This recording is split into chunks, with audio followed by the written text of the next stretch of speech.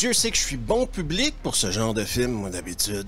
Et en plus, mes attentes étaient très basses. Pour être honnête, j'attendais un nanar, quoi. Je m'étais fait à l'idée que ce serait un énorme nanar. On parle ici de requin dans la scène. Mais non, vous voyez, on a réussi à me surprendre. Aujourd'hui, une émission particulière de Dimanche Navet, parce que c'est jeudi, Sous la scène, et ça commence maintenant.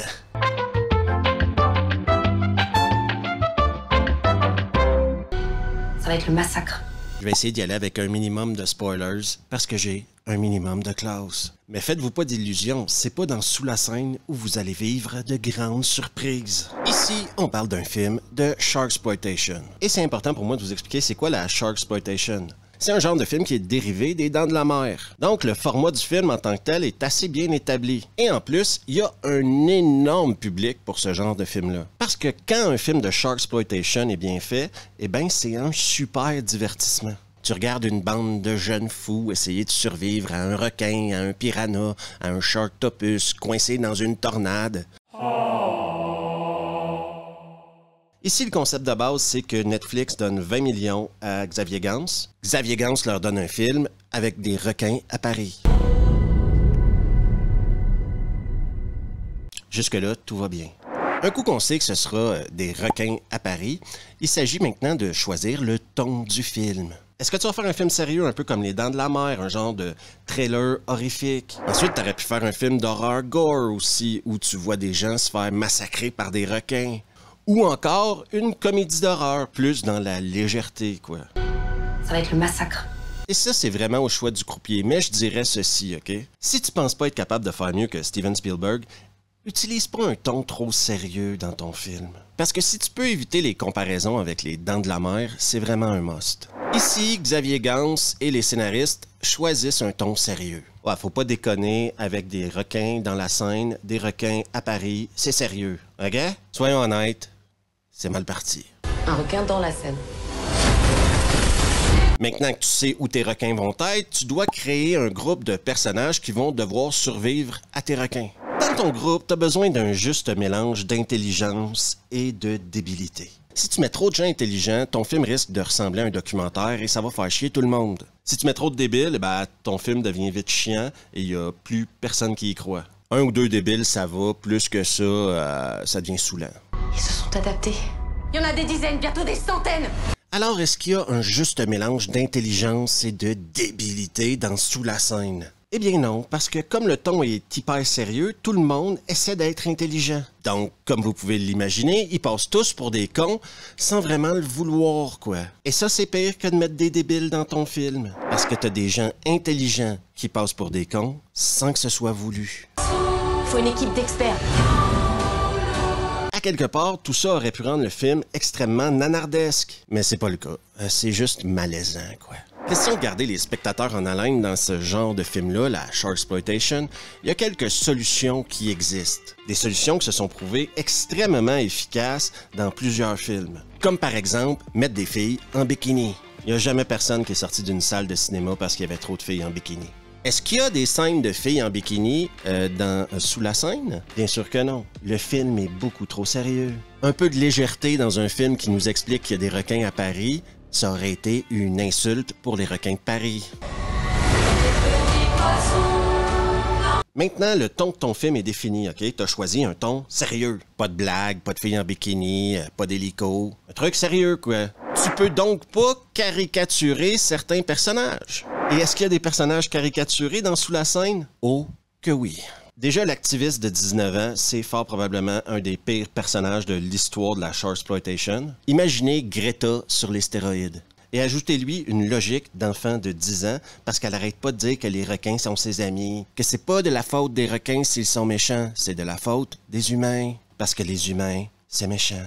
Ensuite, je sais très bien que les Français n'aiment pas les politiciens. D'ailleurs, vous n'êtes pas les seuls à pas aimer les politiciens, hein? C'est pas l'exception française de pas aimer les politiciens. Mais la mairesse de Paris, dans ce film-là, est trop conne pour attacher ses souliers. Alors qu'en réalité, si le ton de ton film est sérieux, ce personnage-là de la mairesse aurait dû être beaucoup plus nuancé. Mais la nuance dans ce film-là, tu peux la rouler serrée et te la fourrer dans le... Ensuite, si tu décides de rendre hommage aux Dents de la mer en ayant un personnage qui a un bonnet sur la tête tout le long du film, Eh bien, je te dis qu'un bonnet sur la tête en plein été à Paris, c'est aussi con qu'un bikini en Antarctique. Et qu'il y avait plein d'autres moyens de rendre hommage aux Dents de la Mer que de mettre un bonnet sur cette pauvre fille-là pendant 1h40. Et c'est ici où un des gros problèmes du film se pose. On a choisi de faire un film au ton sérieux, mais on a caricaturé des personnages.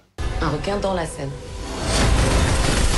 On a défini plus ou moins le ton du film, on a défini certains personnages, mais est-ce qu'il ne devrait pas y avoir un message écologique dans ce film-là? Non, il ne devrait pas avoir de message écologique dans le film. Et tu sais pourquoi il ne devrait pas avoir de message écologique dans un film de Sharksploitation qui nous raconte l'histoire de requins à Paris? Parce que personne ne veut se faire la morale en regardant un film de Sharksploitation qui nous raconte l'histoire de requins à Paris. Je rajouterais à ça que mettre des messages écologiques dans les films en 2024, c'est un peu comme taper sur un clou qui est déjà au fond. On a compris. C'est bon, arrêtez de nous faire chier avec ça. Personne va apprendre quelque chose en regardant Sous la Seine sur les problèmes écologiques de la planète. Voulez-vous arrêter de nous faire chier avec ça? Moi, ce que je veux, c'est regarder des gens se faire bouffer par des requins pendant 100 minutes, OK? Est-ce que vous pouvez mettre votre côté documentariste en sourdine et nous donner ce qu'on veut? Et là, vous vous posez la question, ouais, mais est-ce qu'il y a un message écologique dans Sous la Seine? D'après vous, il y a un personnage qui sert juste à ça. Il y a même 2 personnages qui servent juste à ça. Est-ce que ça rend le film plus fluide? Est-ce que ça permet à la narrative du film de nous garder en haleine? Non.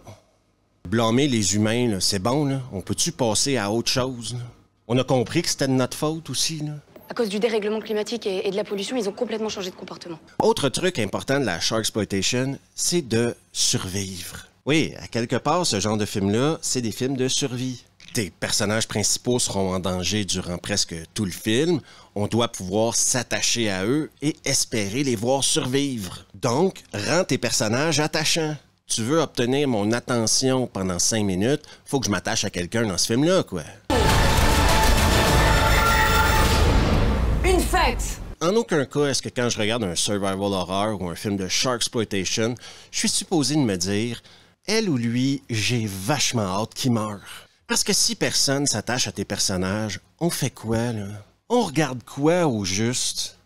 Parce que les fans d'horreur, quand ils aiment une fois, ils aiment pour toujours. Surtout si un personnage a survécu à une créature.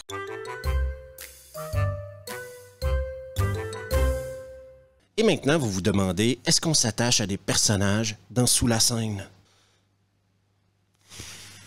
Je vous dirais ceci. Selon moi, la construction des personnages et le développement des personnages est un échec cuisant. Ça va être le massacre. Et un autre truc à éviter, et là je déconne pas, c'est que trop de science tue la science. Parce que la science, en général, c'est compliqué et c'est nuancé. Ça demande énormément de temps aux spectateurs à absorber, et quand t'as juste 100 minutes pour faire un film, garde-toi une gêne. Parce qu'il n'y a rien qui saoule plus vite les spectateurs que trop de science. Et l'autre truc avec la science, c'est qu'il y a des scientifiques qui risquent de regarder ton film. Et devine quoi, si t'as dit des conneries, ces gens-là vont t'y foutre à la gueule. Surtout si le ton de ton film est sérieux. Parce que si le ton de ton film est sérieux, eux, ils vont prendre pour acquis que ce que tu dis, c'est supposé d'être vrai. Et je le sais, les scientifiques sont cons comme ça, ils aiment les faits. Et est-ce qu'il y a trop de science dans Sous la Seine? Oh que oui. Et en plus, elle est souvent très conne, comme par exemple, comment le requin se rend à Paris. Faut vraiment avoir pris un détour intellectuel pour s'être rendu là. Un requin dans la Seine. Et ensuite, quand ils parlent d'évolution et de reproduction du requin, on comprend qu'ils veulent parler de Darwin, OK? Mais encore une fois, c'est des gens qui parlent de Darwin sans comprendre le darwinisme. Ils comprennent le terme évolution et pensent que c'est ça, c'est du darwinisme. C'est beaucoup plus compliqué que ça. Et quand ils utilisent le darwinisme à toutes les sauces, eh bien, ça sonne faux. Ensuite, un autre petit conseil. N'ancre pas ton film dans l'actualité. Déjà parce que c'est trop facile. C'est vachement paresseux, quoi. Ensuite, parce que ton film va super mal vieillir. Ça, c'est certain. Est-ce que Sous la Seine est ancré dans l'actualité? Bien sûr que oui. Ça se passe à la veille des Jeux olympiques. Et ça, là, ce sont les installations pour le prochain triathlon. J'imagine que sur le coup, les scénaristes, les réalisateurs ont trouvé ça très malin, OK? Mais dans 2 ans, ça va vouloir dire quoi au juste? Déjà qu'il est pas très bon, il va vieillir comment ce film-là? Ça va être le massacre. Parlons des effets spéciaux maintenant. Eh bien, il y a une chose dont je suis sûr maintenant, c'est que 20 millions, c'est plus que ça a déjà été. Certains effets marchent, d'autres marchent absolument pas. C'est extrêmement inégal à travers tout le film, les effets numériques. D'un autre côté, c'est mieux que Sharktopus. Mais est-ce que l'objectif, c'était d'être mieux que Sharktopus? Je rajouterais à ça qu'on peut blâmer les effets spéciaux si on veut, mais c'est pas le pire problème de ce film-là. C'est moche, mais c'est pas le pire problème du film. Donc oui, vous trouverez plein de raisons de chier sur les effets spéciaux, mais il y a pire que ça, je vous garantis. Elle est pleine alors qu'elle est même pas arrivée à maturité sexuelle. C'est-à-dire qu'elle a pas besoin de mal.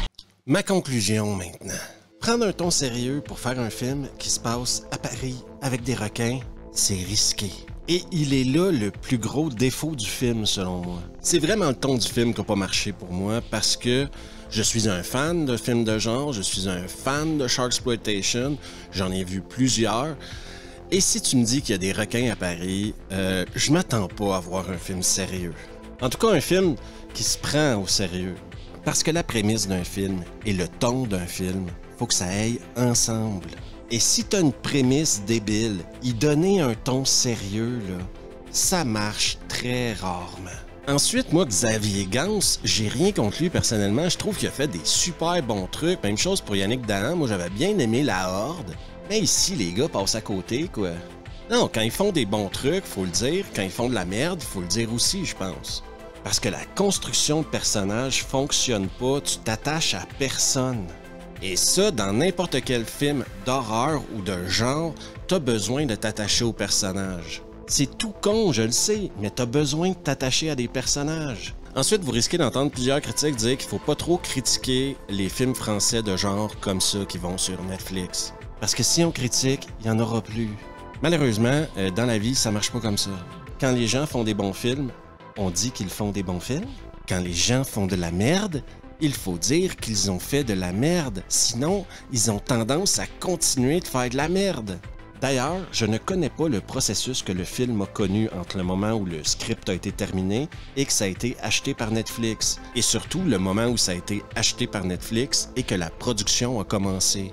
Mais on peut se poser la question, est-ce que 20 millions c'était assez pour faire un film à Paris sur des requins remplis d'effets numériques? Je connais pas non plus les acteurs qui jouent dans le film, et c'est pas tant qu'ils sont mauvais, c'est qu'ils disent des conneries, quoi, et c'est pas eux qui les ont écrit, les conneries qu'ils disent, et c'est pas eux qui sont responsables de la performance qu'ils ont donnée. Ça, c'est le scénario et la réalisation, la direction d'acteurs.